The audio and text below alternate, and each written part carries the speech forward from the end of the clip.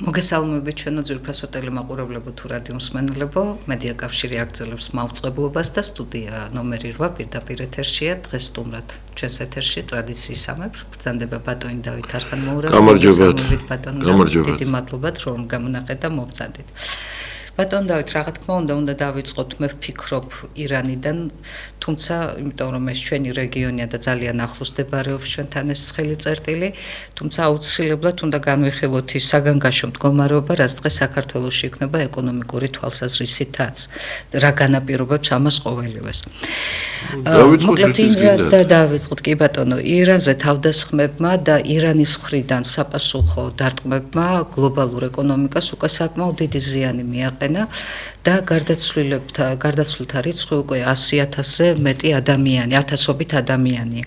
ოფიციალური თეირანის განცხადებით ამერიკის შეერთებული შტატების წარდგენილი ცეცხლის შეწყვეტის შეთანხმების გეგმაზე მსჯელობენ, თუმცა ამჟამად მოლაპარაკებების დაწყების განზრახვა არ აქვთ. ხოლო ტრამპის თქმით, ირანს შეთანხმების მიღწევა და ცეცხლის შეწყვეტა სურს. ამ დროს ირანი ამას უარყოფს. ამავდროულად ტრამპის თქმით, მათ სურთ მოლაპარაკებები, მათ ძალიან სურთ შეთანხმების გაფორმება, მაგრამ მეშინიათ ამის თქმის, რადგან ამ შემთხვევაში მათ საკუთარი ხალხი დახოცავს. მათ იმისიც ეშინიათ, რომ ჩვენ დავხოცავთ. ტრამპს არ დაუდასტურებია თუ მოკავშირე სახელმწიფოს, რომელი ქვეყნების მეშვეობით ხდება ეს მოლაპარაკებები და არც და საინტერესოა ვისთან ხდება ეს მოლაპარაკებები, მაშინ როდესაც როგორც პოლიტიკური, ისე სამხედრო მაღალ ჩინოსნები ფაქტიურად უკვე ირანში გაწყვეტილნი არიან და აგერ სასულიერო ლიდერი რამოდენიმე დღეში მოკლეს უკვე და მისი ვაჟიშვილი კიდევ საჯაროდ, რომელიც დღეს უკვე ახალი სასულიერო ლიდერია ირანის, საჯაროდ საერთოდ არ გამოჩენილა ბატონ დავით. აი, რა ვითარებაა ახლა ირანში? რა ვიცი, პირველ რიგში უნდა ითქვას, რომ ჩვენ ახლა ვცხოვრობთ ისეთ ეპოქაში, როდესაც ყველა მოვლენას, ეს იქნება ომი თუ მშვიდობა, არ აქვს მნიშვნელობა, ყველა მოვლენას ახლავს უზარმაზარი პროპაგანდა და პიარი. და ეს პროპაგანდა და პიარი როგორც წესი ყოველთვის ატყუებს ხალხს. ახლა ირანში მიდის ომი და არიან პროპაგანდისტები, რომლებიც გვიყვებიან, რომ ირანი იგებს ამ ომს თურმე.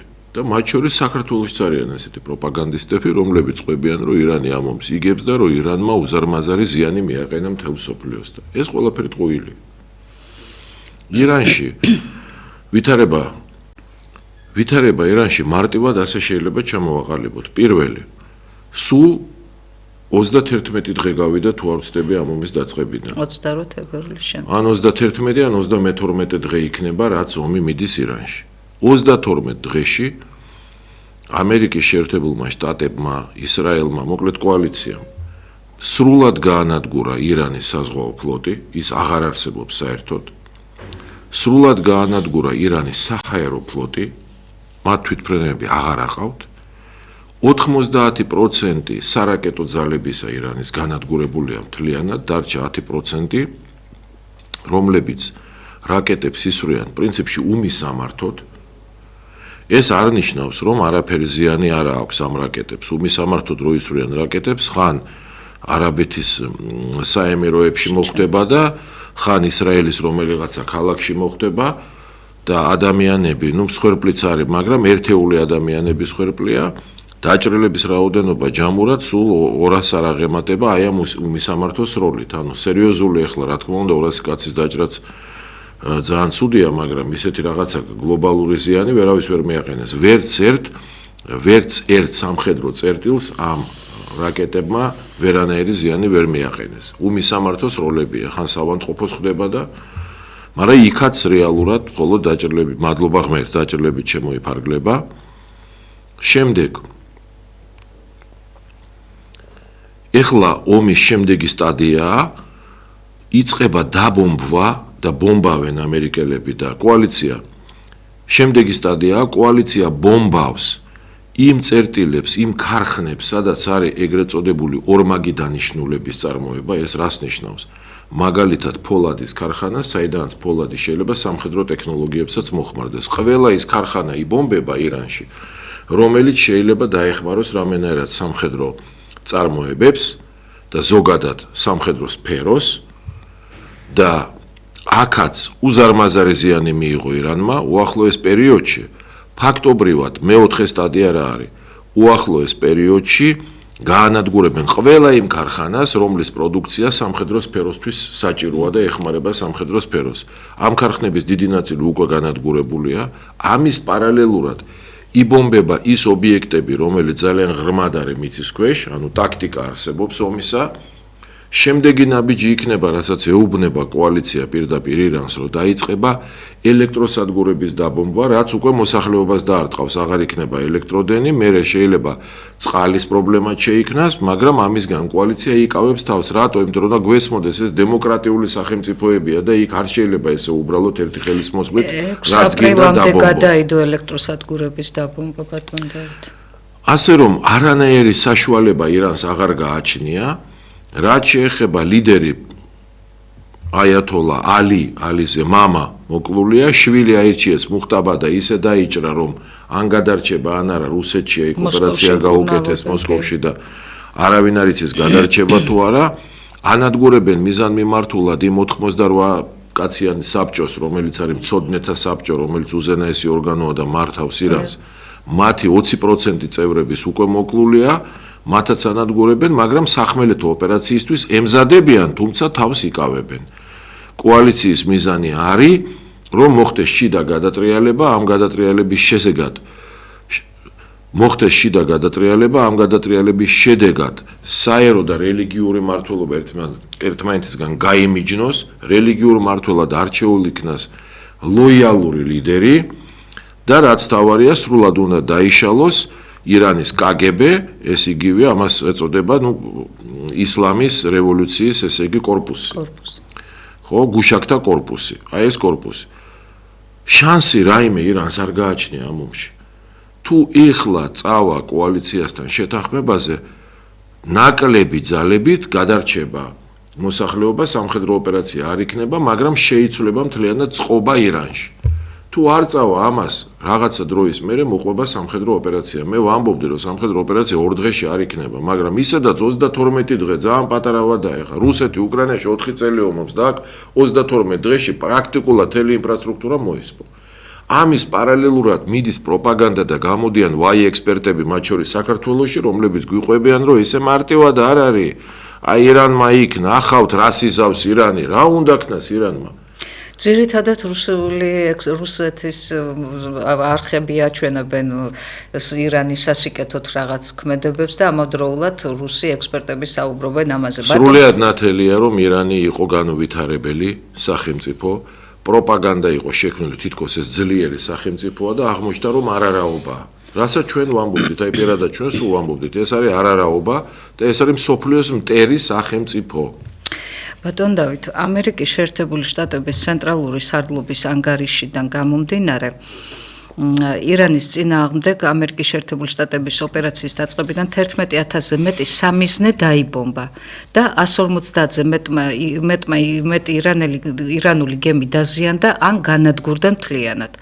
ამერიკის შეერთებული შტატების ძალები ბომბავენ ობიექტებს, რათა ჩამოშალონ ირანული რეჟიმის უსაფრთხოების აპარატი, რაზედაც ახლა ჩვენ ვისაუბრეთ. მაგრამ ნახეთ, ტრამპმა კონფერენციაზე მაიამიში გამართულ საინვესტიციო კონფერენციაზე სიტყვით გამოვიდა და ასეთი რამ თქვა, რომ ირანმა ტრამპის სრუტე უნდა გახსნას, ჰორმუზის სრუტეს გულისხმობ.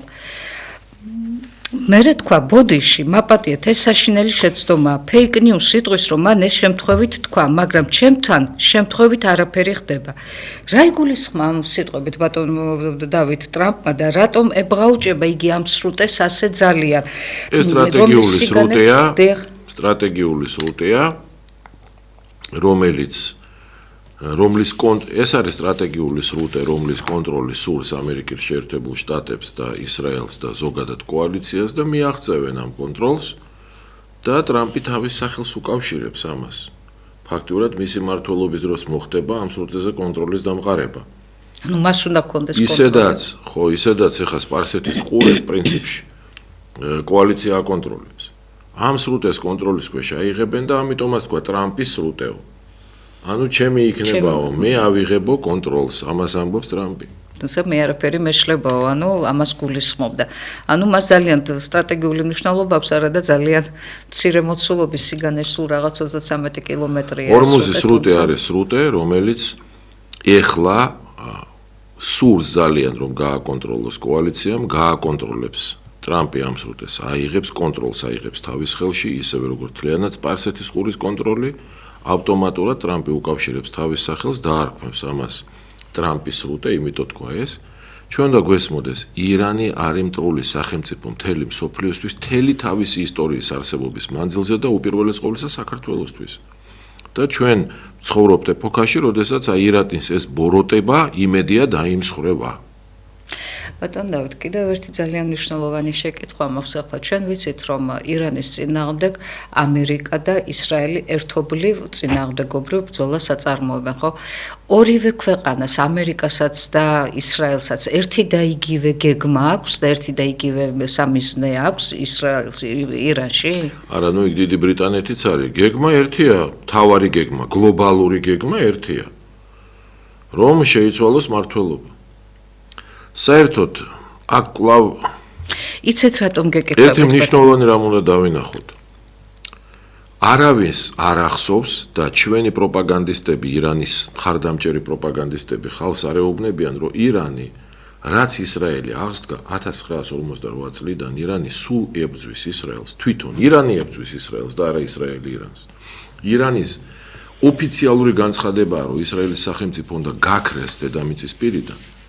და ირანი აფინანსებს იმ ექსტრემისტულ, ტერორისტულ ორგანიზაციებს, რომლებიც ისრაელში მთელი ამ გასული თითქმის 80 წელი გავიდა, ამ მთელი ხნის განმავლობაში კლავენ ბავშვებს, კლავენ ჩვეულებრივ არასამხედროებს, არამედ მოქალაქეებს და ყველანაირ ბოროტებას ჩადიან ისრაელში.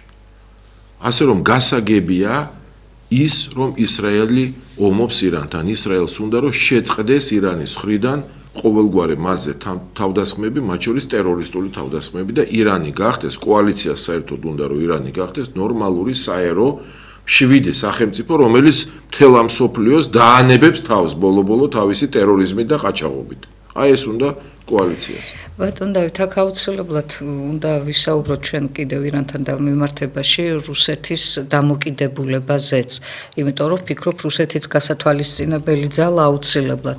მედვედევის თქმით, ახლო აღმოსავლეთში ყველაზე დიდი ომი ჯერ კიდევ წინ არის. ეს თეთრი სახლის მიერ დაშვებული მძიმე შეცდომის ფასია და რეგიონის შესაძლოა საუკუნეების განმავლობაში არასტაბილურობის კერად იქცეს.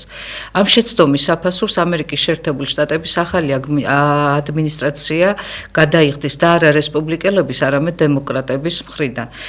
რა არასტაბილურ კერად შეიძლება იქცეს, რას ხო გულისხმობდა მედვედევი და საერთოდ რა საფასურს გადაიხდის ამერიკელი დემოკრატიული პარტია? როგორც თავიდანვე მე ვთქვი, ვერც რუსეთი და ვერც ჩინეთი, ვერც და არც ჩაერევა ამაში და არავინ არ ჩარეულა და ვერც ჩაერევა, ძალებიც არ ყოფნით.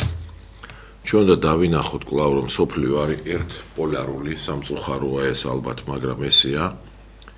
იყო პერიოდი, ჯერ კიდევ 5-7 წლის წინ, როდესაც მთელ სოფლიოს და ჩვენს და მეც ყველანი ვთვლიდით, რომ აი სოფლიო გახდა ორ ან სამ პოლუსიანი, აღარ არის მხოლოდ ამერიკა, არიან მოთამაშეები ჩინეთი, რუსეთი, კოალიცია იქნებოდა რუსეთი, ჩინეთი, ირანი, ჩრდილოეთ კორეა, იქ ინდოეთიც უერთდებოდა და ჩვენ ვთვლიდით, რომ აი გაჩნდა უკვე პარალელური პოლუსები, ზოგადად მრავალპოლუსობა ყოველთვის კაია მსოფლიოსთვის. აქ იმაში კი არა, ვინ ვის მხარს უჭერს, უბრალოდ კაია, იმიტომ რომ ბალანსი ხდება. მაგრამ დღეს ჩვენ ვხედავთ, რომ ეს არ გამართლა ეს მოსაზრებანი, მსოფლიო ერთპოლუსიანია ჯერჯერობით. და ამერიკა არის მთავარი პოლუსი, ეს არის ყველაზე ძლიერი ქვეყანა პლანეტაზე და მას ძალუძს მარტო ნებისმიერი ტიპის ომების წარმოება ბევრ ფრონტზე, იმიტომ რომ ფაქტურად უკრაინაშიც ამერიკა ებრძვის რუსეთს, ამერიკა ებრძვის სირიაში, ამერიკა ებრძვის ლიბიაში, ამერიკა ებრძვის ვენესუელაში, ამერიკა ებრძვის ირანში და ამ ერთ ქვეყანას ძალუძს ყველა ფრონტზე ომი. ეს ფაქტია, რასაც ჩვენ ვაკვირდებით ახლა. ახლა მედვედევის განცხადებები ამ შემთხვევაში არ ვიცი, რა უნდა გითხრათ, ახლა მედვედევს მიაჩნდა და რუსეთს მიაჩნდა, რომ ერახს როცა იღებდა ამერიკა, მაშინაც ამბობდნენ, რომ იქ იწყება საუკუნის ომი, რომელიც გაგრძელდება ასწლეულები. მე აიღო ამერიკამ ერაყი, შეცვალა იქ ხელისუფლება, ჩამოაყალიბა ქურთისტანის ავტონომია, აკონტროლებს თლიანად ერაყის ნავთობს, რეალურად ნელ-ნელა დემოკრატიული მმართველობის სისტემა შექმნა სადამ ხუსეინის რეჟიმისგან, კი იქ არის უკმაყოფილო უზარმაზარი არმია ერაყელების, მაგრამ არის უზარმაზარი არმია კმაყოფილების. ხდება გარდატეხა საზოგადოებრივი აზროვნებისა და ნელ-ნელა ერაყი უფრო ესეთი ევროპული ტიპის სახელმწიფოდ ყალიბდება და არავითარი ექსცესები იქ არ არის. კი, პირველი წლები იყო, შეტაკებებიც იყო, მუდმივი რაღაცა პრობლემებიც იყო, მაგრამ ნელ-ნელა გაიარა ამ ეტაპმა. მე უკვე გულისხმობ მასმე რაც ამერიკამ ერაყი აიღო. იყო პერიოდები, როდესაც ხან ქუჩის ბრძოლები იყო, ხან რაღაც ტერორისტული აქტები, მაგრამ ნელ-ნელა დაალაგდა, დამშვიდდა ეს ყველაფერი და ერაყი ჩადგა რაღაცა კალაპოტში. და იქ არავითარი პრობლემები აღარ არის. პირიქით ამერიკული სამხედრო ბაზებია. ანუ არანაირი ასწლოვანი ომები არ მოხდა. კი ბატონო, ავღანეთში სხვა სიტუაცია შეიქმნა. რატომ შეიქმნა ავღანეთში სხვა სიტუაცია? იმიტომ რომ ამერიკა დემოკრატიული ქვეყანაა და იქ არსებობს ზღვარი. გესმით, ადამიანების განადგურების ზღვარი არსებობს. შემდეგ იწყება საერთო სასამართლოები, საერთაშორისო სასამართლოები და იქ იყო უზარმაზარი არმია ტერორისტებისა, რომლებიც ფაქტურად უნდა ედევნა ამერიკას და წერტილოვნად ავღანეთის სხვადასხვა რეგიონებში მოეკლა და ამას მუდმივად მოყვება საერთაშორისო სასამართლოები. და ამიტომ გაჩერდა ამერიკა. ისევ როგორც ისრაელი ხედავ თქვენ რომ გაზას სექტორში ახლა გააჩერა ოპერაციები, იმიტომ რომ ნეთანიაჰუ საერთაშორისო სასამართლოებში უჩივიან. აი ეს არის დემოკრატია, იქ არის ადამიანის უფლებები. დაცული. ამიტომ იქ ჩერდებიან ესენი და ავღანეთიდან არჩიეს რა? საერთოდ ახლა დააკვირდით ამერიკას ეს ტაქტიკა აქვს, რაც გამოჩნდა სირიაში, ავღანეთში. ის თვითონ გადის, ქმნის ფუნდამენტს, რომ შიდა რევოლუციები დაიწყოს და მერე გადის. და იწყება რაღაც შიდა რევოლუციები. სირიაში ფაქტურად შიდა რევოლუცია მოხდა, სადამ ხუსეინი რომ მოაშორეს. ეს შიდა რევოლუციის შედეგად რო ვთქვა, რომ მაინც და მაინც პროევროპული ძალები არ მოდიან. იქაც მოდიან ფუნდამენტალისტური ძალები, მაგრამ ლოიალურები არიან ევროპისადმი. ეხლა ავღანეთში სულაც არაა კარგი ვითარება, მაგრამ ის ძალები, ვინც მართავენ დღეს ავღანეთს, ევროპა ამერიკისადმი ლოიალურები არიან. თუმცა შიგნით ავღანეთში ადამიანის უფლებებზე საერთოდ ლაპარაკიც არ არის. ეს გასაგებია, მაგრამ ამ ეტაპზე ესეა. ეს რას ნიშნავს? ეს არ ნიშნავს, რომ ამერიკა ამ თემას შეეშვა. ის გააგრძელებს ამ საკითხზე. იგივე ავღანეთის თემა კიდე დატრიალდება წლების მერე. ირანშიც არ იქნება მარტივი ვითარება, იმიტომ რომ ძალიან ფუნდამენტალისტი ხალხი ცხოვრობს. იქაც შეიძლება ხანგრძლივი პერიოდი დაჭირდეს ამ ხალხის აზროვნების შეცვლას, ამიტომ ამერიკელები ცდილობენ, რომ შიდა რევოლუციის ძალებით. სამხედრო ოპერაცია რომს დაიწყონ ამერიკელებმა, მისი არსი იქნება ის, რომ შიდა რევოლუცია მომზადდეს მაინც და მერე დატოვონ და შიდა რევოლუციის შედეგად ჩამოყალიბდეს დასავლეთისადმი ლოიალური მთავრობა, რომელიც ადამიანის უფლებებს ბევრად უფრო ხარისხიანად მოექცევა. ეხლა ეს თო გვესმოდეს ჩვენ, იმიტომ ეს ჩვენს გვეხება. ეს ჩვენს გვეხება, პირდაპირ ვამბობ, მე კიდევ ერთხელ ვეუბნები, დღეს ალბათ ამას შეიძლება კიდევ ვისაუბროთ, არ ვიცი, ქართულ ოცნებას, რომ საერთაშორისო სასამართლო იქნება, შედგება ეს და არა მარტო კობახიძეს შეეხება ეს, ივანიშვილსაც შეეხება ეს. ვისაუბრებთ აუცილებლად, ბატონ დავით. მოკლედ უილსონი, ამერიკელი კონგრესმენი, თავისუფლების წერს ასეთ რამეს, რომ თავისუფლების მხარდამჭერი ადამიანები დამწუხრებულები არიან ანტიამერიკული ქართული ოცნების მიერ ირანის ტერორისტული რეჟიმის მხარდაჭერით. ჰადსონის ინსტიტუტის ანგარიში აღწერს ქართული ოცნების მხარდაჭერას თეირანის მიმართ და პრეზიდენტ ტრამპის კრიტიკას. ქართული ოცნების მარიონეტი პრემიერ-მინისტრი 2024 წელს ირანში ორჯერ იმყოფებოდა და ჰამასისა და ჰეზბოლას ლიდერებთან ერთად იდგა. 2025 წელს ქართულმა ოცნებამ თანაგრძნობა გამოხატა ამერიკის შეერთებული შტატებისა და ისრაელის საჰაერო დარტყმების შედეგად დაღუპული ირანული ტერორისტების მიმართ. 2 მარტს სამძიმარი გამოთქვა ირანის უზენაესი მმართველის სიკვდილის გამო. ამავდროულად, ბატონო დავით, ამერიკის შეერთებული შტატების სახელმწიფო დეპარტამენტმა გაავრცელა ინფორმაცია იმის შესახებ, რომ ამერიკის შეერთებული შტატების სახელმწიფო მდივანი მარკო რუბიოსა და ჩვენს პრემიერ-მინისტრს შორის შედგა სატელეფონო საუბარი. თუმცა მის შესახებ პირველად ჯერ ამერიკულმა მხარემ გვაცნო, საქართველოს ოცნება ამის შესახებ ჩვენ არც გვესაუბრებოდა და ამერიკამ თქვა, რომ ჩვენო ვისაუბრეთო ზოგადად რეგიონის სტაბილურობაზეო.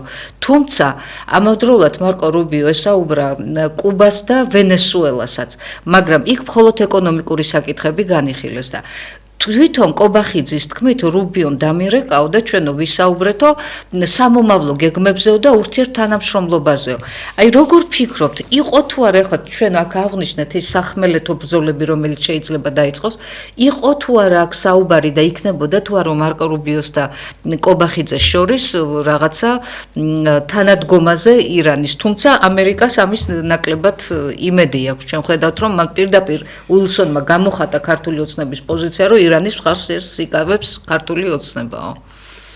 კობახიძე ნამდვილად ხშირად სტუმრობდა ირანს, ნამდვილად იდგა ტერორისტული ორგანიზაციების ხამასის და ჰეზბოლას ლიდერებთან ერთად და საერთოდ ამას რატო აკეთებდა, ცდილობდა კობახიძე, ეს მისი მთავრობის პირადად მისი იდეებია, რომ დაენახებინა ამერიკელებისთვის, რომ აი ჩვენ საჭირო ვართ თქვენთვის. გაირკვა ამ ომის პერიოდში, რომ არანაირად საქართველოს არ ჭირდება არც ამერიკის შეერთებულ შტატებს, არც ისრაელს, არც ბრიტანეთს, საერთოდ კოალიციას არ ჭირდება საქართველო. აგრძელებდნენ ესენი პირდაპირ თუ ირიბად რაღაცა პროპაგანდით, რომელშიც თვითონ არ ჩანან, მაგრამ მათი ხალხი პროპაგანდისტულად ხარს უჭერს ირანს, ამით აღიზიანებენ ამერიკას, მაგრამ ალბათ გონიათ, რომ ამერიკა დაინახავს ამათ საჭიროებას, არ დაინახავს. საერთოდ უნდა გითხრათ, რომ კობახიძე არ არის ბრძენი ადამიანი. მისმა მმართველობამ დაგვანახა, რომ ამ კაცს არ ესმის არც პოლიტიკა, არც ეკონომიკა, რეალური ცოდნა არა აქვს. მხოლოდ რამდენიმე წინადადება იცის. პირველი წინადადება, რომ უნდა ვაღიაროთ თუ არა დაგვიჭერს, მეორე რომ არგუმენტები არავის არ აქვს და მესამე რომ მან ძალიან ბევრი რამ იცის, მაგრამ რა იცის? ვერ დაინახა ვერც მისი ცოდნა, დავინახეთ რომ მთელ სოფლიოს გადაგვამტერა და ქვეყნის შიგნითაც სრული მტრობა დათესა ამ კაცმა. ახლა ყველაზე ცუდი რაც მანქნა, ის არის რომ პროცესები საერთაშორისო სასამართლოს კუთხით დაიწყო და რაც მე 3 თვის წინ ვიწინასწარმეთ, ყველა ის პროცესი მიდის აუცილებლად ევროპული ქვეყნები აუცილებლად შეკრავენ კავშირს ამ ხელისუფლების წინააღმდეგ, არა მარტო კობახიძის, არამედ ბიძინა ივანიშვილის წინააღმდეგ. ეს საქმე საერთაშორისო სასამართლოში აუცილებლად მივა. აუცილებლად. ივანიშვილს ჰქონდა კობახიძესთან ძალიან მძიმე საუბარი ამასთან დაკავშირებით. კობახიძემ ვერ შეძლო რომ შეეჩერებინა ეს პროცესები და ვერ შეძლებს, არც კომპეტენცია აქვს ამისი, არც ცოდნა აქვს, ვერ შეძლებს. და ეს ძალიან მძიმედ დაარტყავს მათ ჯამურად. ეს ასე იქნება. საუბარი რუბიოსა და კობახიძეს შორის სწორედ ამ საკითხებზეც იყო მათ შორის. იქ იყო საუბარი იმაზე, სავარაუდოდ ჩვენ ახლა რაზე ისაუბრა რუბიომ და კობახიძემ. ძალიან ძნელია ამის თქმა, რაზე ისაუბრა რუბიომ და კობახიძე, მაგრამ ის რომ ეხა რუბიო ეთყოდა, რომ აი თქვენ გენაცვალეთ, ისე გჭირდება ჩვენთან თანამშრომლობა, ეს არის სრული სიცრუე, მსგავსი არაფერი არ იქნებოდა. რუბიო ეთყოდა, რომ გაანთავისუფლე ის პატიმრები, რომელიც ყავს, ის კანონები, ის დურაკული კანონები, რაც შენ მიიღე, კანონი დასმენების შესახებ გააუქმე, კანონები ტროტუარზე დგომის შესახებ გააუქმე და ყველა არადემოკრატიული კანონი გააუქმე. აი ამას ეთყოდა რუბიო. და მე გეუბნებით, რომ საერთაშორისო სასამართლოს ვერ გადაურჩებიან ესენი და ეს დაარტყავს არა მარტო კობახიძის მთავრობას, არამედ თავად ივანიშვილს. ბატონო, დიდი ბრიტანეთის პარლამენტის თემთა პალატის საგარეო საქმეთა კომიტეტის ანგარიშია წარმოდგენილი, რომელშიდაც საქართველოსაც არის საუბარი და მე მინდა ეს ამოვიკითხო, ეს ნაწილი, მცირედი ნაწილი. კომიტეტი ღრმად არის შეშფოთებული საქართველოში დემოკრატიის განვითარებადი გაუარესების გამო, რაც მისი ამჟამინდელი ტრაექტორიით გამოიწვევს ჩამოყალიბებულ ავტოკრატიას, რომელიც მყარად იქნება მოქცეული რუსეთის გავლენის სფეროში, ბელარუსის მსგავსად. ჩვენ გმობთ ქართული ოცნების მთავრობის ქმედებებს ევროკავშირში გაწევრიანების მოლაპარაკებების შეჩერების, ოპოზიციური ძალების რეპრესიის, ლეგიტიმური პროტესტის შეზღუდვისა და დეზინფორმაციის გავრცელების გამო. ჩვენ მხარს უჭერთ გაერთიანებული სამეფოს მთავრობის მიერ უკვე გადადგმულ ნაბიჯებს იმ ქართველი ოფიციალური პირების დასანქცირების შესახებ, რომლებიც პასუხისმგებელნი არიან ლეგიტიმური პროტესტის საპასუხოდ ადამიანის უფლებების დარღვევის ხელშეწყობაზე, ნათქვამი ანგარიში. და მათივე თქმით, საჭიროა მიზად მიმართული ფინანსური და სავიზო სანქციების გაფართოება. და რაც თავარია, ეს ანგარიში ეყრდნობა ევროპარლამენტის რეზოლუციებზე, EUTO საპარლამენტო ასამბლეის დოკუმენტებს და მოსკოვის მექანიზმის დასკვნებს. ანუ ჩვენ ვხედავთ, რომ ეხლა უკვე დიდი ბრიტანეთიც ევროკავშირის გარდა, ეხლა უკვე დიდი ბრიტანეთიც როგორ სერიოზულად უყურებს საქართველოში მიმდინარე ამ დარღვევებს და პროცესებს და როგორ ფიქრობთ, ქართულ ოცნებას ეს სასაცილოდ არ ყოფნის და ჩვენ სულაც არ ვართო ვალდებულიო, რომ ვისმინოთო აი ასეთი ტყუილებიო, ეს ყველაფერი არისო ტყუილიო და ჩვენო ამასო არაფერს არ ვითვალისწინებთო. რამდენად მნიშვნელოვანია ბატონ დავით დიდი ბრიტანეთის სანქციები და სწორედ მათი ასეთი დამოკიდებულება ქართული ოცნების მიმართ.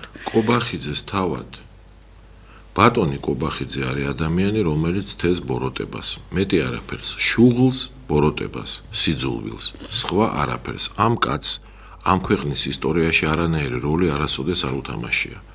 მას არავითარი დამსახურებები არ გააჩნია ამ სახელმწიფოს წინაშე, არასდროს არანაირ პროცესებში არ მიუღია მონაწილეობა, არაფერი არ გაუკეთებია, გარდა იმისა, რომ სულ ცრუ დაბეზღებებით, ცრუ ცილისწამებებით, ცრუ ბრალდებებით ჩაიგდო ხელში პრემიერ-მინისტრობის პოსტი, მოაწონა თავი ბიძინა ივანიშვილს და მას მერეს თეს მარტო სიძულვილს გადაამტერა ქვეყანა მთელ სოფლიოს და ქვეყნის შიგნით ყველა ებრძვის.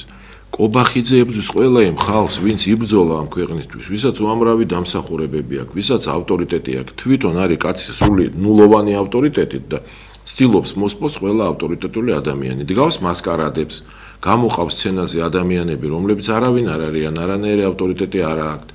და მასკარადული რაღაცა ვითომ დებატები, სადაც ერთმანეთს ელაპარაკება ხალხი, რომლებსაც ამ ქვეყნის ისტორიაში არანაირი წვლილი არ მიუღიათ, ლაპარაკობენ სრულ სისულელეებზე. აი სრულ სისულელეებზე მოусმინეთ ამ დებატებს. რაზე ეგ საუბარი? სრული სისულელე სიგიჟე. დანარჩენ სფეროში ეკონომიკაში მასკარადი არ არის ახლა. ვითომ რაღაცა ფასები ამ დროს იზრდება, ყველაფერი მასკარადია.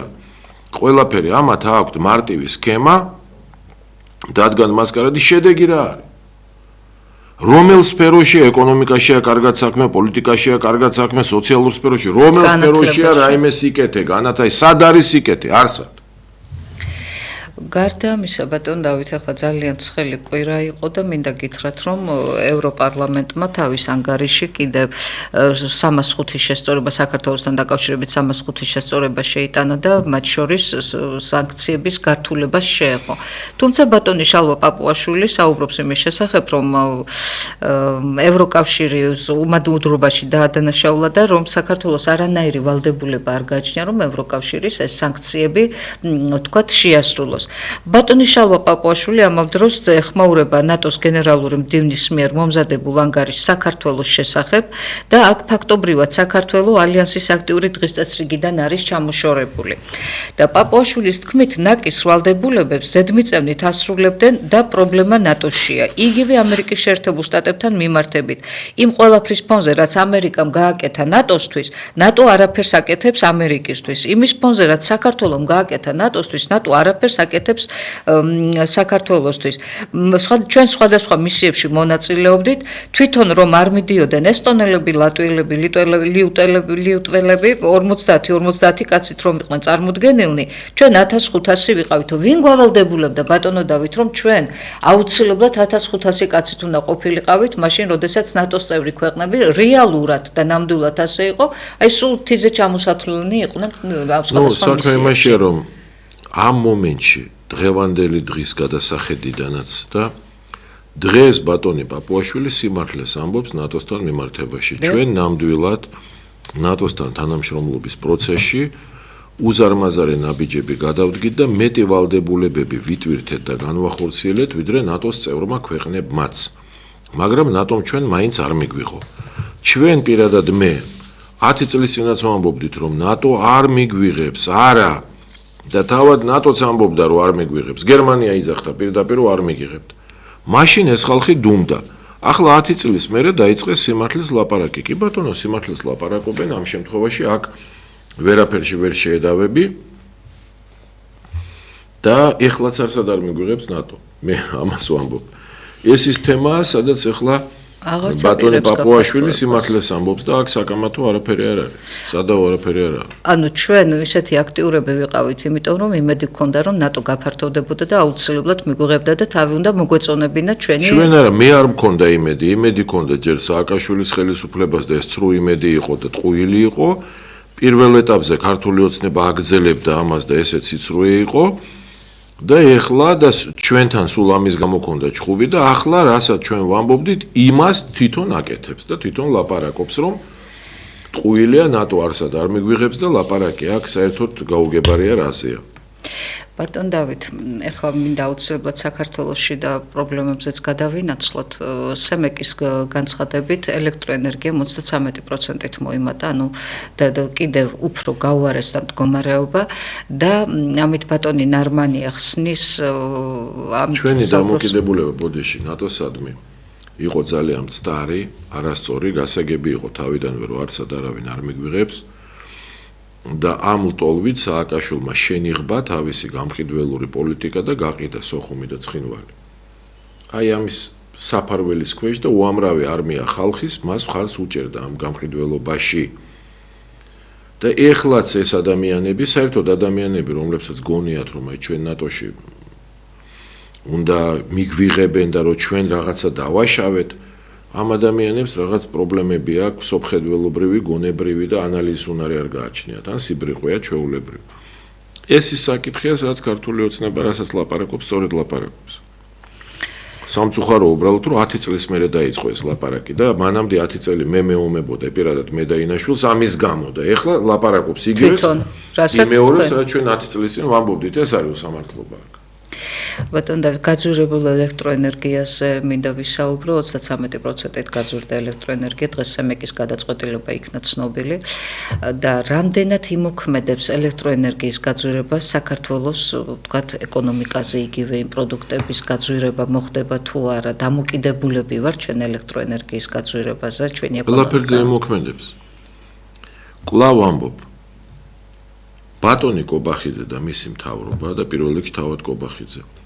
ეს არის უცოდინარი ადამიანების ჯგუფი, რომლებსაც უბრალოდ უყვართ ლაპარაკი, არგუმენტი არა გაქვს, აი ეს პირველი რასაც ამბობენ, ასევე ამბობენ, რომ ჩვენ უნდა გვაღიარო და ლეგიტიმაცია, აი ეს არის მათ საყვარელი წინადადებები. არაფერში არ ერკვევიან და მესამე საყვარელი წინადადება აქვს, ჩვენ გვაქვს ცოდნა. არ გააჩნიათ ცოდნა. ეკონომიკა ნგრევის პირას არის. მოდი შევხედოთ ეკონომიკურ პროცესებს. 2 წელია ბატონი კობახიძე პრემიერ-მინისტრი. ამ 2 წლის განმავლობაში ეკონომიკური ვითარება კატასტროფულად გაუარესდა. ბატონი კობახიძე გამოდის და მარტო ლაპარაკობს, რომ მთლიანი შიდა პროდუქტი ერთსულ მოსახლეზე ეს ვიღაცამ დააზეპირებინა, ეს წინადადება $10,000 გადააჭარბა, $11,000 გადააჭარბებს და ამას რო ლაპარაკობს, მას გონია ეთყობა, რომ თვითონ ჩვენთანგაც $11,000 საშუალოდ სახში მიგვაქვს. თვითონ არ იცის, რომ ეს ამას არ ნიშნავს. ეს სხვა პარამეტრია, რომელიც ნიშნავს, რომ საშუალოდ ადამიანებმა რა შემატეს ეკონომიკას. შიშველი ხელებით და იარაღებით, რა შემატეს. თორე სახში საშუალოდ ჩვენ ადამიანს თვეში 800 ლარიც არ მიაქვს. და ვიღაცას საერთოდ 45 ლარი მიაქვს, მაგრამ ბატონ კობახიძეს ეს არ ესმის, ეს ცოდნა არ გააჩნია. ის სულ ლაპარაკობს საშინელ ეკონომიკურ უზარმაზარ ეკონომიკურ წინსვლებზე. სად არის ეს ეკონომიკური წინსვლები? მათ მანამდეც იცოდნენ, რომ ფასები მათ წინასწარ იცოდნენ, რომ ფასები გაიზრდება 30 და 50% და ამიტომ გამოვარდნენ და მორიგი მასკარადი დადგეს, რომ მაღაზიებში ფასები უნდა დაწიონ. ეს მაღაზიები თავიანთი ხალხის არის. როგორ უნდა დაწიონ? ჩვენ თავიდანვე ვთქვით, მაღაზიაში პროდუქცია ვერ შეგაქვს, კაცო, ფასი როგორ დაიწევს? ეხლა მასკარადია, 2 თვეა თუ 3 თვეა მუშაობს ეს კომისია, ვიღაცაებს ხვდება და ფასები გაიზარდა საშუალოდ 9.5%-ით. უნდა გაზრდილიყო 40-ით, გაიზარდა 9.5%-ით. აი ამას მიაღწიეს და იცოდნენ ეს და მასკარადი დადგეს, მაგრამ მე გეუბნებით, ყველას ვეუბნები მოსახლეობას, რომ 2-3 თვეში 30%-ით გაიზრდება ფასები, 35-ით. ეს იცოდნენ. ეხლა ზრდიან ელექტროენერგიაზე ფას, რატო ზრდიან? იმიტომ შიდა ინფლაცია მიდის. ყველაფერზე ფასები გაიზრდება. საერთოდ ეგეთი სქემა აქვს. ავტომობილებით უამრავი ხალხი ცხოვრობდა, პურის პული სახში მიქონდა. უამრავ ადამიანს ავტომობილების შემოქონდა, არემონტებდა, ყიდდა, მათ შორის ყიდდა სხვა რესპუბლიკებში საბჭოთა კავშირის პურის ფული სახში მიქონდა თითქმის 58% საგარეო ვაჭრობის იყო ამ ავტომობილებზე. დაინახეს ეს, ახლა მოუნდათ რომ აქედან ფული ამოიღონ, რომ როგორმე დაასტაბილურონ ეკონომიკა, რომლის მართვა საერთოდ არ იციან, ესენი ხო მარტო საკუთარ თავზე შრომობენ. ამიტომ სქემა ეგეთი აქვს, ჯერ უნდა გამოაცხადონ, რომ საერთოდ აკრძალავენ ავტომობილების შემოტანას, რომ ხალხს ყველანაირი იმედი მოუკლან და ხალხმა ბოლოს ეხვეწოს, რომ არა და მერე ეთქვენ, კაი, ორჯერ გაგიზდი გადასახადს და ეს გააკეთეს, ორჯერ გაუზარდეს გადასახადი. ასე იყო ტექნიკურ უნივერსიტეტს საერთოდ დავხურავდა მერე, კარგი არ დავხურავ ბოლოს, მაგრამ 7 კორპუსს წაგართმევ, თუ 8 კორპუსს წაგართმევ, ნახევარს გაგიუქმებ სტუდენტებს და ასე შემდეგ, რომ ისევ ფულის ეკონომია, მაგრამ თვითონ 24,000 კაცი ამ ქვეყანაში, რომლის ხელფასები არის დაწყებული თვეში 9,000 ლარიდან 103 მილიონ ლარამდე. აი ესეთი და 100 კაცი იქ საერთოდ მილიარდელებია. ანუ მოსახლეობის 99.3%. უკიდურეს გაჭირვებაშია და 0.7% მილიონერ მილიარდერი. უკიდურეს სიმდიდრეში. არაფერი რა ქნას კობახიძემ არ იცის, იმიტომ რომ კომპეტენცია წოდნა არ აქვს, მარტო ლაპარაკი აქვს, რომ მე ვიცი, არ იცის არაფერი. და თქვენ არგუმენტი არ გაქვს, 200 არგუმენტი რო უთხრა, თქვენ არგუმენტი ვერ მოვისმინე. და მე მაღიარეთ, მე ლეგიტიმური ვარ. აი ამის მეტი არაფერი ამ კაცმა არ იცის, დაბადა შუღლი, ყველასთან ტრობა, საგარეო პოლიტიკაში მთელ მსოფლიოს გადაგვამტერა და ეხლა მიიყვანა საქმე იქამდე, რომ საერთაშორისო სასამართლოში აღმოჩნდება თვითონაც და ბიძინა ივანიშვილის აღმოჩნდება. აი ეს იქნება საბოლოო ჯამში. ბატონ დავით, მე მინდა კიდევ ვისაუბრო იმის შესახებ, რომ 2025 წელს ეს საგანგაშო ციფრია, 4 წლიანი ზრდის პირობებში შუა დერეფანში გადაზიდვების მოცულობა 9%-ით შემცირდა. 4 წლის განმავლობაში. და ეს კი უკვე იმაზე მიუთითებს, რომ შუა დერეფანი აქტიურ კონკრეტულ გარემოში ფუნქციონირებს. ანუ კონკურენცია არის უკვე. აი როგორ ფიქრობთ, მიმდინარე პროცესები საქართველოს დამატებით ტვირთნაკადის მოზიდვისა და რეგიონული ლოგისტიკური ჰაბის პოზიციის გაძლიერებისთვის ახალ შესაძლებლობებს უქმნის თუ არა ეს ახალი ვითარება, ეს სურათი, რომელიც რეგიონში გვაქვს. აი იგივე ეკონომიკასთან დაკავშირებით მინდა ეს პირიქით ვითარება ზანგეზური არ გაიხსნებაო, გაავებული სამუშაოები მიდის ზანგეზურში. ვიდეოებს და ფოტოებს შეხედეთ, გაავებული. რა თქმა უნდა გაიხსნება, რა თქმა უნდა შემცირდება ვაჭრობა, რა თქმა უნდა ჩვენთვის მინუსი ეხლა კაი ომია ირანში და იქ ცოტა რაღაცა შეფერხდა, მაგრამ რაზეა საუბარი? აი ეხლა ჩვენ აზერბაიჯანი წარმოიდგინეთ აქ, როგორი ვითარებაა, რომ აზერბაიჯანის ტერიტორიასაც კი იყენებს ისრაელი, იქ იცით რომ სამხედრო სააეროპორტი აქვს. ფრენაებისთვის აზერბაიჯანის ტერიტორიაზე ისრაელს. და ჩვენ კობახიძე ჩადის და ხეზბოლას და ჰამასის ტერორისტული ორგანიზაციის ლიდერებთან დგება ერთად. ნუ ეს საოცრება არ არის? ბატონ დავით, ახლა ჩვენ ელექტროენერგიაზე ვსაუბრობდით, თუმცა არ შეიძლება არ ვთქვათ, რომ ბენზინის საწვავის ბასი უკვე გაიზარდა 10-დან 50 თეთრამდე. ეს კიდევ ერთი მაჩვენებელია იმისა, რომ სავარაუდოდ კი ესეც რა თქმა უნდა საკვე პროდუქტებზეც იმოქმედებს ეს გაძლიერება. ყველანაირი ფასი ყველაფერზე გაიზრდება და მე გითხარით უკვე, რომ უახლოეს პერიოდში 30%-ით 2-3 თვეში გაიზრდება ფასები. ხო, ქართული ოცნება გვეუბნება, რომ ესო რეგიონშიო ეს პროცესები რომ მიმდინარეობს, სწორედ ამაზე ვართო ჩვენცო დამოკიდებულია და რეგიონი აქ არაფერ შუაში არ არის, ქართული ოცნება ცდილობს თავი გაიმართლოს, რომ სრულიად უუნაროა, უვიცია, უცოდინარია, შუღლის დამთესავია და ეხა თავს იმართლებს რაღაც რეგიონალური პროცესები. ფასების და ეკონომიკის ვარდა გამოწვეულია კატასტროფული უცოდინრობით, რომელიც გააჩნია ბატონ კობახიძეს და მის ხელისუფლებას. ამით არის გამოწვეული და არა რეგიონში მიმდინარე პრობლემებით. ეხლა კი ეს საფარად გამოიყენეს და რაღაცა თავს იმართლებენ ამით, რომ ჩვენ არაფერ შუაში ვართ, ჩვენ სწორად მივდივართ, სწორად თვლით ყველაფერს, თუმცა აი ამ ომმა განაპირობა ყველაფერი, რომ ჩვენთან ყველაფერი გაძვირებულია. მაგრამ ეხლა კიდევ ერთი საკითხი, 2025 წელს შობადობა საქართველოში ისტორიულ მინიმუმამდე დავიდა ბატონო დავით და სულ 27867 ბავშვი დაიბადა, რაც 2024 წელთან შედარებით 1616-ით ნაკლებია. ეს რიცხვი ბოლო 32 წლის მანძილზე ყველაზე მინიმალურია და შობადობის პიკი იყო 2014 წელს. ნახეთ, დააკვირდით. ანუ ქართული ოცნების მოსვლიდან ხალხს კიდევ ჯერ იმედი რომ აქვს ქართული ოცნების 2014 წლამდე კიდევ იზრდება შობადობა და 2014 წლის შემდგომ მოვდივართ სულ დაბლა და დაბლა. ანუ 2014 წელს 60,635 ბავშვი დაიბადა. როგორ ფიქრობთ, რამ გამოიწვია ბატონო დავით ეს შობადობის შემცირება? ეს ხომ კატასტროფული რაღაც ხდება ჩვენს ქვეყანაში, როდესაც შობადობა უფრო მეტია, შობადობა უფრო ნაკლებია ვიდრე გარდაცვალება. ნუ რამ გამოიწვია? იმან რომ ხალხი გარბის ქვეყნიდან და ესენი ხელს უწყობენ იმას, რომ ხალხი გარბოდეს ქვეყნიდან. იმან რომ ამათ ჩაიგდეს ქვეყანა ხელში. ჩვენ უნდა გავიგოთ, რომ ქართული ოცნებისთვის ეს ქვეყანა არის დიდი ბიზნეს კორპორაცია. საიდანაც რაც შეიძლება მეტი ფული უნდა ამოქაჩვენ ამათმა და ბოდიში და სუფეხებზე კიდიათ რომ გაწყდება ეს ერი თუ არა. პირიქით გეუბნებიან არ მოგწონს სტადიო, მეტი ხართ არ გჭირდებით ამდენიო. ამას გეუბნებიან და ამათ უნდათ რომ ფული ამოქაჩვენ და ვერ გაძღენ თქო, ვერ გაძღნენ. თუმცა ბატონი კობახიძე საპირისპიროს გვეუბნებოდა, კარგიაო თუ ეს ვიზა ლიბერალიზაცია გაუქმდებაო და უფრო ნაკლები ადამიანი გავა ქვეყნიდანო. 2000 2002, 2003, 2005, 2007 წლებში მინიმუმ 45,000 კაცი იბადებოდა ქვეყანაში. მაპატიეთ. პირიქით 2003, 2004, 2005 წლებში მინიმუმ 65,000 კაცი იბადებოდა ქვეყანაში. აი 65, 67, ზოგჯერ 63. გესმით? ანუ 21 საუკუნის დასაწყისში, ეს არის 2000, 2001, 2002, 2003, აი ამ წლებში 63,000 კაცი, 65,000 კაცი, 60,000 კაცზე ნაკლები არც ერთ წელს არ დაბადებულა. შემდეგ უკვე რო ქართული ოცნება მოვიდა და ამათმა დაიწყეს პოლიტიკა ისეთი, რომ ეს ქვეყანა დაინახეს როგორც საკუთარი ბიზნეს კორპორაცია, საიდანაც ფული უნდა ამოტუმბონ და ხელს უწყობდნენ ხალხის აქედან გასვლას, იმიტომ რომ ზედმეტი ხალხი არ ჭირდება, თვითონ უნდა ჩაიდონ ჯიბეში, რაც შეიძლება მეტი შობადობა დაეცა. უკვე ღარიბაშვილის პერიოდში 45, 43,000, 47 ზოგჯერ. ბატონი კობახიძის პერიოდში ისტორიული მინიმუმი 37,000 კაცი დაიბადა.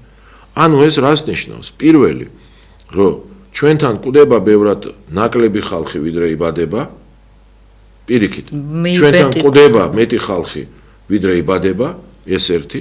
მეორე, ადამიანები ტოვებენ ქვეყანას და ნელ-ნელა ერი მცირდება. მაგრამ ამათ ეს არ აწუხებთ. ამათვის თავარია ჯიბეები გაისკელონ და აი ამ ქვეყნიდან, რომელიც ვიმეორებ, მათთვის სააქციო საზოგადოება, ან შეზღუდული პასუხისმგებლობის საზოგადოება, რაც შეიძლება მეტი ფული ამოქაჩოს, უნდა იმ 24,000 კაცმა, ანუ იმ 0,7%-მა, რომლებიც მილიონერები და მილიარდელები არიან და 93,3% მოსახლეობის უნდა გაწყდეს.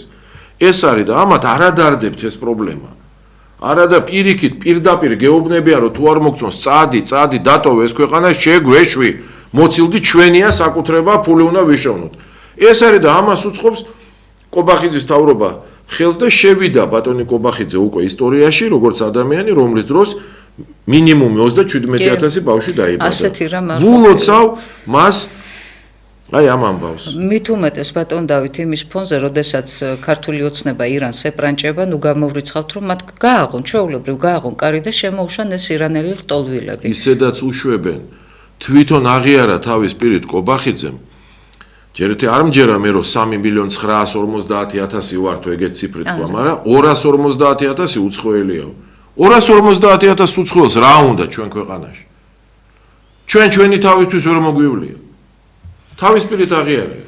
სამაგიეროდ აგერ 2 წუთიღა დაგვრჩა ბატონ დავით და მე მინდა აუცილებლად პენსიონერებზე ვისაუბრო, რომელთა ჩვენი პენსიონერების აუცილებელი საჭიროების მხოლოდ 22%-ს ყოფნის, ანუ 22%-ზე ის საჭიროება, რაც მათ ჭირდებათ, მხოლოდ 22%-ს ფარავს მათი პენსია. აქ არ არის საუბარი კომუნალურ გადასახადებზე და არ არის საუბარი არც მედიკამენტებზე და არ არის საუბარი არც თქვათ ბინის ქირაზე. ეს უშუალოდ საკვე პროდუქცია საუბარი და აი როგორ ფიქრობთ, აგვაქვს ჩვენ იმის შესაძლებლობა, აი ძალიან მოკლედ მაინც რომ გითხრათ, რომ პენსია გაიზარდოს და რეალურად იყოს ისეთი, რომ ადამიანმა თავის შენახვა შეძლოს. ამ ქვეყანას ყველაფრის შესაძლებლობა აქვს. მაგრამ სანამ აი ეს ხალხი იქნება, სანამ აი ესეთი ადამიანები იქნებიან, როგორც ბატონი კობახიძე, ამ ქვეყანას აფერარი შველება. იმიტომ რომ ეს ადამიანები მხოლოდ თავის ძალაუფლების გამტკიცებაზე ფიქრობენ, ხალხზე არ ფიქრობენ, ამათ არავინ არ უყვართ, არავის პატივს არ სცემენ და არავის არ აფასებენ. საერთოდ არავის არ აფასებენ.